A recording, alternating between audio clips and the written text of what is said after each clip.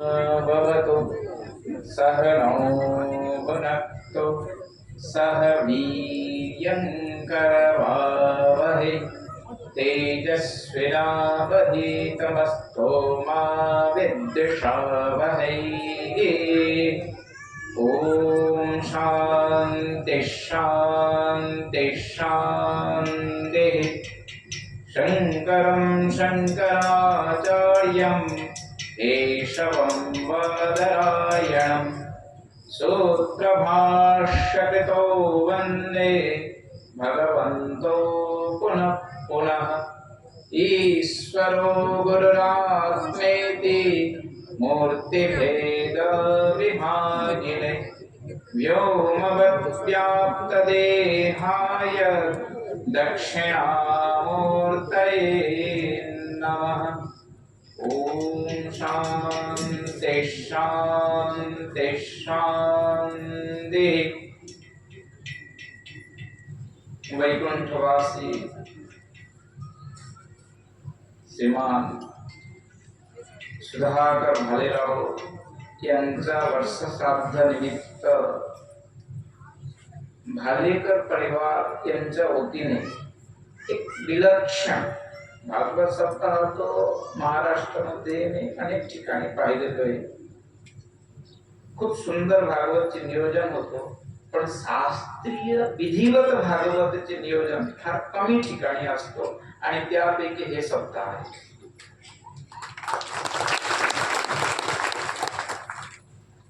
तसं फार टाइम झालेला वाटतो, 1 वाजून गेलेला आहे, भूक लागलेला आहे सगळ्यांना, जास्त टाइम घेणं पण उचित नाही आहे। माझा विचार होता की श्रीमद भागवत महापुराणाचे जे महात्म्य आहे, पद्मपुराण अंतर्गत महात्म्य, पंचम अध्यायाचे श्लोक क्रमांक 41 आणि श्लोक क्रमांक माझ्या हिशोबाने 64 कितीवा आहे, तिथं 2 वाक्य आहेत। श्रीमद भागवतात मुक्ती 41व्या श्लोक मध्ये एक फक्त पंक्ती म्हणतो श्रीमद भागवतात मुक्ती, आणि एक ठिकाणी पूर्ण कठोपनिषद मुंडकोपनिषद मध्ये जे मंत्र आहे त्या मंत्र श्लोक रूपाने आलेला आहे। विद्यते हृदयगंती चित्यते सर्व संशयाः ह्यन्ते तस्य कर्माणि सप्ताह श्रवणे कृते। तिथं आहे दृष्टी फलावर। हा 2 श्लोकावर विचार करायचा होता, पण समय फार झालेला आहे। अच्छा, हे जे श्रीमद भागवत महापुराणामध्ये मुक्ती आलेलं आहे आणि श्रुतीमध्ये आहे की हृदय ज्ञानात न मुक्ती, हृदय ज्ञानात न मोक्षः। आणखी एक ठिकाणी आहे कैवल्यात ज्ञानात एव तु कैवल्य। दोन्ही परस्पर विरुद्ध वाटतो की नाही? एककडे म्हणतो की सप्ताहाचे श्रवण मध्ये किंवा भागवत कथाने मुक्ती होतो, आणि एक ठिकाणी म्हणलेले ज्ञानाशिवाय मुक्ती नाही। एक श्रुतीचे वचन आहे आणि एक अष्टादश पुराणापैकी जे पुराण शिरोमणी श्रीमद भागवत महापुराणाचे, नेमका कोणता ठीक आहे? नाही, असं नाही, त्यावर खूप शास्त्रार्थ झालेले आहे। नेमका कोणता ठीक है? भागवत श्रवणाने मुक्ती है कि अद्वैत जे विज्ञान आहे, जीव ब्रह्म ऐक्य ज्ञान, जे की श्रुतीचे प्रतिपाद्य उपनिषदचे प्रतिपाद्य विषय आहे, त्यांनी मुक्ती की श्रीमद भागवत महाकथा श्रवणाने मुक्ती? कोणता ठीक है? नाही, श्रवणाने तर इकडे भी श्रवण आहे, इकडे भी श्रवण आहे, दोन्हीकडे श्रवण, पण नेमका जीव ब्रह्म ऐक्य ज्ञान उपनिषद वचनाने श्रवण मनन निधिध्यासन द्वारे मोक्ष है कि श्रीमद भागवत महापुराण जे 12 स्कंद वाला है, 335 अध्याय आहे, त्याच्या श्रवणाने मुक्ती आहे? हे माझा प्रश्न आहे। दोन्ही ठीक आहे, असं कसं होईल? एक म्हणत दोन्ही ठीक आहे। कसा ठीक आहे, श्रवण कसं करायचं हा महत्वाचे.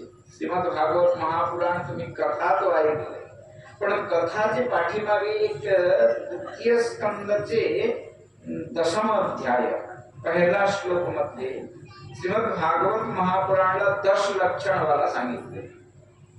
सर्ग, विसर्ग, स्थान, उती पोषण, उती मनंतर, ईशान कथा, निरोध लीला, मुक्ती, आश्रय. या 10 लक्षणाचे यथार्थ विवेचन आम्ही केलेले आहे का?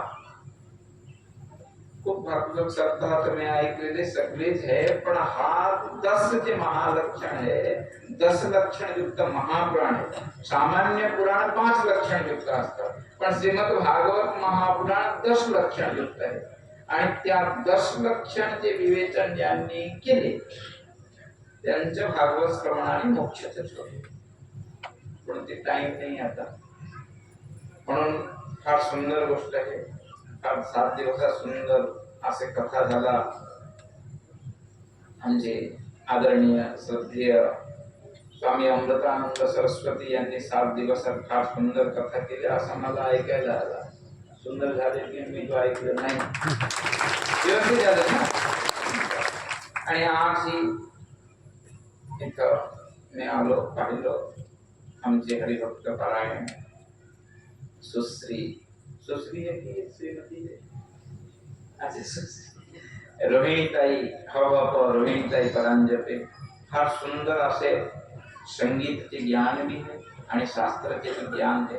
या दोन्हीचे मधुर समन्वयाने नारदीय 2 प्रकारचे कीर्तन व्यासपीठ जे आहे ना, त्याच्यावर माझा फार टाइम नाही आहे, पण त्यांनी फार सुंदर असे वारकरी संप्रदायाला धरूनच, शास्त्राला प्रमाण धरूनच फार सुंदर असं कीर्तन केले.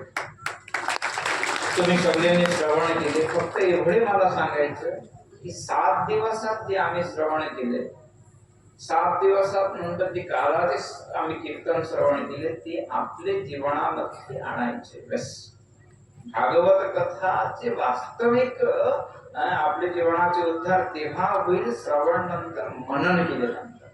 आता 10 लक्षण युक्त होऊन मनन करावं लागतं, मन निधिध्यासन इत्यादी ते सोडून द्या.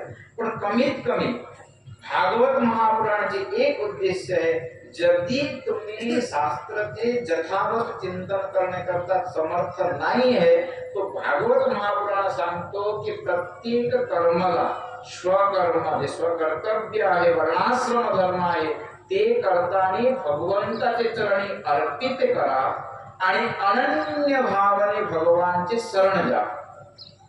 मग भगवान निश्चित रूपाने तुम्हाला उद्धार केल्याशिवाय राहत नाही. हा गीताचे वचन आहे. 10वा अध्याय 10वा श्लोक 11वा श्लोक. बुद्धियोगं ददामि ते अथवा तेषामहं समुद्धर्ता मृत्यु संसार सागरात् भवामि न चिरात् पार्थ मय्यावेशित चेतसा इत्यादी इत्यादी अनेक प्रमाण आहे. म्हणून भगवान श्रीकृष्णांचे चरणारविंद अनन्य शरण जाणे, प्रत्येक कर्तव्य कर्माला भगवंताचे चरणी अर्पित करणे आणि जीवन जगणे, बस एवढे तुम्ही करा. भगवान आपोआप तुमची व्यवस्था लागवते.